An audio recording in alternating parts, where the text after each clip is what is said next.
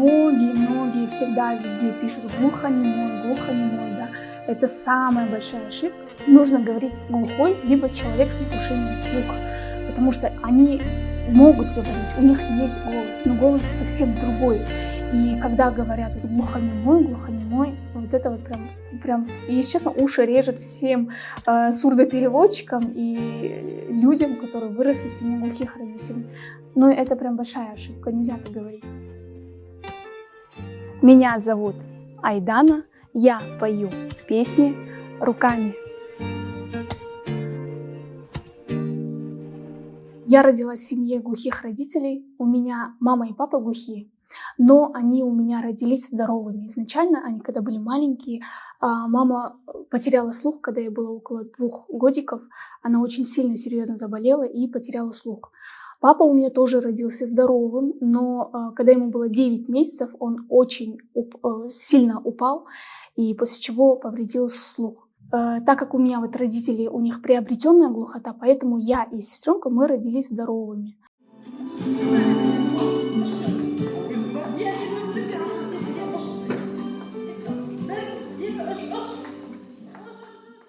Я сейчас работаю в инклюзивном театре, Канаталар называется. У нас там люди с ограниченными возможностями. То есть у нас работают там люди с нарушением слуха, люди, у которых проблемы со зрением, колясочники и так далее. И там есть молодые парни и девушки, которые слабослышащие. И я работаю переводчиком, перевожу то, что говорит хореограф, то, что говорит режиссер, руководитель театра. Собрание провожу вместе с ними, перевожу, сижу рядом с директором и все объясняю. Также спектакль. Вот последний раз я рассказывала, переводила спектакль, полностью спектакль шел на казахском языке. И я сидела сбоку, люди с нарушением слуха тоже сидели сбоку. И они вот на меня смотрели, я рассказывала, о чем шел спектакль. Вот, я работаю в театре.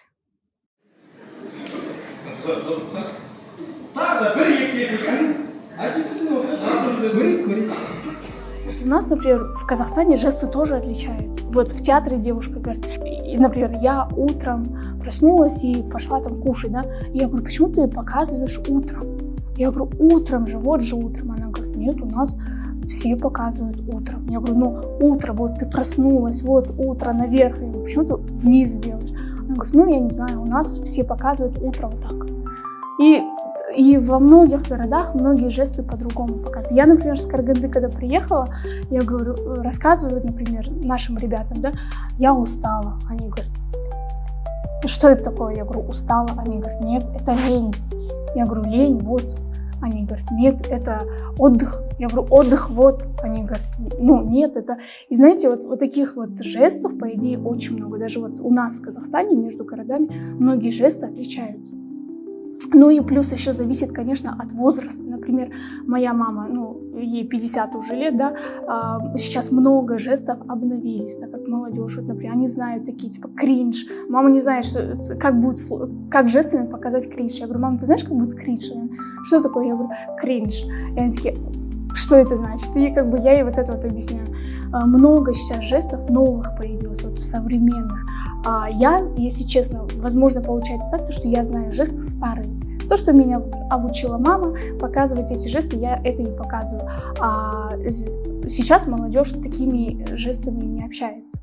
Они говорят, ну сейчас так никто не говорит, надо вот так показать, надо вот так. И я сейчас вот в театре вместе с ними заново практически учу жестовый язык, потому что много слов, которые я, оказывается, не знаю. Могу смело прям сказать, что у меня практически детства не было, потому что я всегда везде мамин голос, я мамины уши. Папа еще, когда был живой, папа еще как-то сам вместе с мамой могли двигаться, но потом папа заболел, он умер, и все, полностью я везде с мамой начала ходить. Например, вот когда я вот самое такое помню, до сих пор маме говорю, почему ты мне не давала нормально погулять на улице? Вот, например, у нас каникулы, мы все дети, да. Я в то время с девочками, с мальчиками в футбол играла, мы бегали во дворе. Я в футбол играю, мама на балкон выходит и кричит, Аитана! Она меня так звала, Аитана! И она на весь балкон, на весь двор кричит, Аитана! Я прибегаю, она говорит, пошли, мой фильм начался. Все, я к ней захожу домой, сажусь и все 45 минут перевожу ей фильм. Я рассказываю ей фильм, все, она, все, ладно, иди. И я выхожу, все уже, никто не играет в футбол, все там уже разошлись, ну уже, и я прям сильно расстраилась, я вот, например, до сих пор маме говорю, что ты меня звала, говорю, она говорит, ну а как я бы смотрела, я же не понимаю, и как бы в то время не было этих субтитров, да, сейчас мама все сериалы сама в Ютубе наберет, включит себе субтитры и смотрит без проблем, сейчас по телевизору везде субтитры, но у каждого глухого человека есть свой сурдопереводчик, который получает за это деньги от государства. И вот если в случае чего нужна какая-то помощь, они могут написать своему сурдопереводчику. Например, запиши меня к врачу, у меня болит зуб. Все. Ее сурдопереводчик, который ежемесячно получает деньги, она записывает ее к врачу. И все. А так, если, например, моя мама, например, идет в магазин, она просто в телефоне показывает. В основном глухие ходят туда, ну, как и многие, в принципе, туда, куда привыкли ходить. И там уже продавцы ее знают. Например, в Караганде на базар она ходит покупать мясо только у одной женщины. И она приходит, о, привет. И она ей такими жестами, что тебе, это или это? Мама говорит, вот это сколько? 2 хватит, 2 килограмма. И вот так они общаются и друг друга, в принципе, понимают. Какие бывают проблемы у глухого человека? У меня проблем нету, все у меня хорошо. Я слабослышащий, поэтому как бы мне не так сложно. Вот у глухим немножко сложнее. Я слабослышащий, я могу, например, пойти в магазин, могу что-то объяснить, могу что-то сказать. И когда я вот, например, аппарат не надеваю, я тогда пишу в заметках. Он говорит, я пишу в заметках, там в магазине продавцам. Мне помогают. Почему важно проговаривать ртом обязательно, вот когда разговариваешь с человеком с нарушением слуха, обязательно нужно проговаривать, потому что один жест имеет 2-3 смысла. Например, сырость, болото. И вот такие вот много есть жестов, которые одинаковые. Вроде жест один, но совсем разные слова, поэтому обязательно нужно проговаривать четко. Я вот песни же перевожу в Инстаграме на жестовый язык, но я не перевожу дословно каждое слово, потому что если дословно переводить, то глухой посмотрит на жест и скажет, что небо, красивые звезды, ну типа о чем она. Ну да, бывает иногда, что я прям дословно, но я в основном стараюсь переводить смысл песни. Если там говорят «моя малышка», да, то я покажу «моя девочка», соответственно. Я же не скажу «моя малышка», да, и там глухой скажет «что, ребенок? Причем тут ребенок?» Поэтому много таких жестов.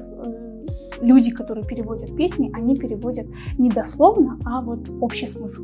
Здесь зависит все больше от мимики, как ты будешь себя вести. Ну, например, я песни перевожу и рэп иногда, да, там я Ирину Кайратовну переводила, там The Queen есть девушка, Сеймо переводила песню. У них же такое все быстрое, соответственно, у меня мимика меняется, я начинаю также показывать, также лицо кривляться, также. А если песня спокойная, медленная, соответственно, я и одеваюсь по-другому, там более нежно, стараюсь и переводить также эти песни аккуратненько, нежно, красиво. Глухие люди между собой знают друг друга, точнее, жестовым именем. Помимо того, что ты говоришь свое имя, например, мое имя Айдана, но также еще у них есть свое жестовое имя. Например, ну вот, придумаем, да, что у меня Айдана длинные волосы. И у каждого глухого человека есть свое жестовое имя. Например, вот у мамы, да, есть подруга, ее зовут Марина. Но ее с детства все называют Марина. Вот, вы спросите, почему Марина, да? У нее большие уши, и поэтому все глухие, как бы, ну, дали такое жестовое имя – Марина. И вот у каждого глухого есть свое жестовое имя. Я когда первый раз пришла в Караганде в Дом культуры глухих, там, получается, у меня спросили, молодые девочки, парни спросили, есть ли у меня жестовое имя. Я сказала, у меня нету. Но в то время я ходила с костылем, по идее. Я ходила с костылем, и помню, что одна девушка мне говорит: о, давайте ей поставим костыль. И тогда все такие смотрят, говорят: ты что, ненормальная, что ли? Зачем такой некрасивый жест даешь? Можно придумать родинка, например, у нее, родинка здесь, или там длинные волосы. И в итоге сейчас как бы прям такого жестового имени у меня нету, но многие знают меня как Айдана, переводчики, или Айдана песни поет, и вот так.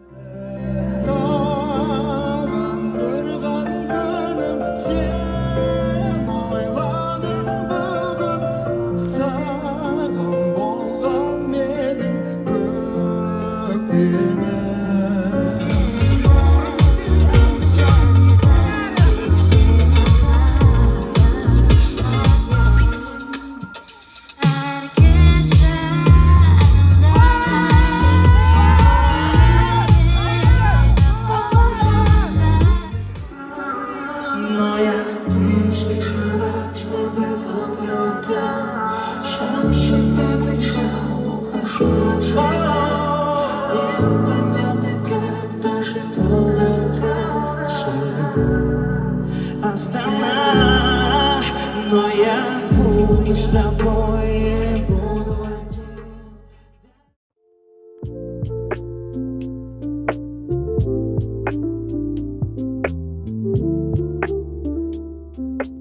Ну, это потому что, мне кажется, честно, мне кажется, это нереально создать один международный жестовый язык. Мне кажется, это нереально.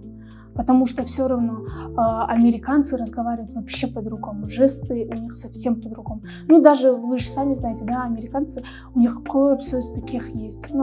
Много матершинных слов, там, эй, ты, там. Они совсем по-другому общаются. У нас даже между разговаривающими людьми и разговаривающими людьми с Америки у нас разные вообще мировоззрения, у нас разные манеры общения даже. И вот создать один общий жестовый язык, это нереально. Есть один жестовый язык, deaf, глухой. Вот, deaf. Этот жест знают по всему миру все глухие, по-любому знают, потому что это глухой. Это жест глухой, deaf. И все. А так, чтобы создать... мне кажется, это вообще нереально. Потому что мы все разные, у нас у всех разный менталитет, и мы все разговариваем по-разному.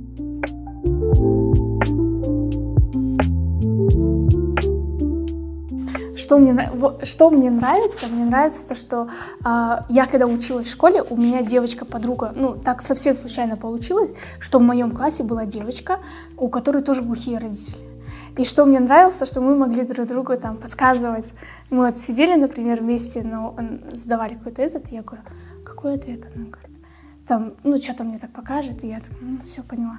Все, и вот эти вот моменты классные. Или, например, мы с сестренкой, да, сидим в обществе, нас там толпа людей, все разговаривающие.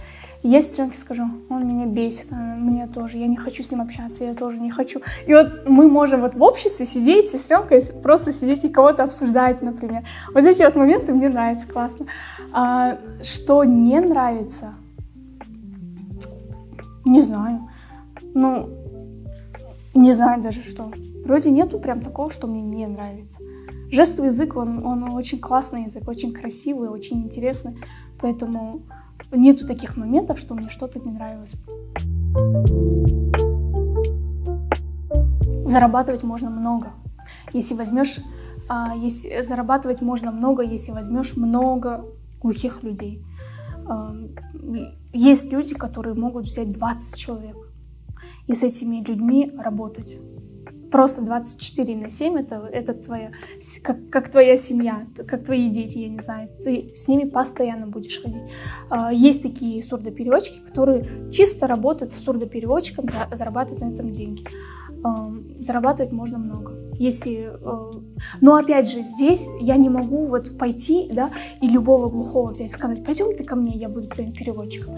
Он скажет: я тебя не знаю, я не хочу к тебе, у меня есть, например, там Вика, да, допустим, я ее давно знаю, у нее мама глухая, она с детства знает, она четко переводит, я только к ней пойду, и все.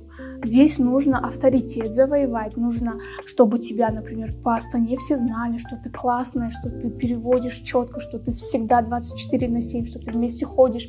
И только тогда возможно, сарафанное радио пойдет, что, допустим, я набираю себе людей, и может среди глухих пойдет, и она скажет: о, все, я не хочу больше у Вики, чтобы Вика была моим переводчиком. Я пойду к Айдане, допустим. Тут нужно прям авторитет, наработать авторитет, чтобы к тебе пошли много людей.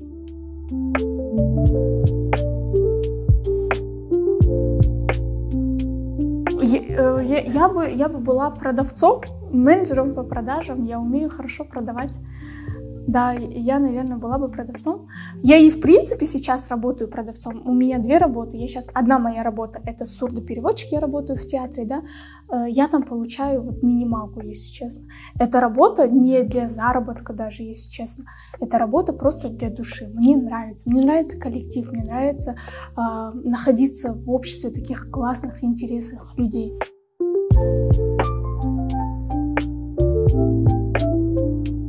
Я мечтаю выступать на сцене с артистами. Я мечтаю переводить песни. Вы, наверное, видели, да? Ёлка, например, в России выступала сурдопереводчица Кононенко. Я не знаю, видели, не видели, но я с ней лично прям переписываюсь, мы с ней друг на друга подписаны. И она в России выступает со многими артистами. И я очень мечтаю, чтобы мы здесь, в Казахстане, это развили. И честно, я писала многим. Я писала многим нашим артистам, я не знаю, наши, видимо, еще не готовы. Я хочу выступать с Эймос, Назимой, The Queen, с кем еще? Ну, я со многими хочу, с нашими известными артистами. Я многим писала, мне говорили, как только появится возможность, мы попробуем. Но тишина, к сожалению.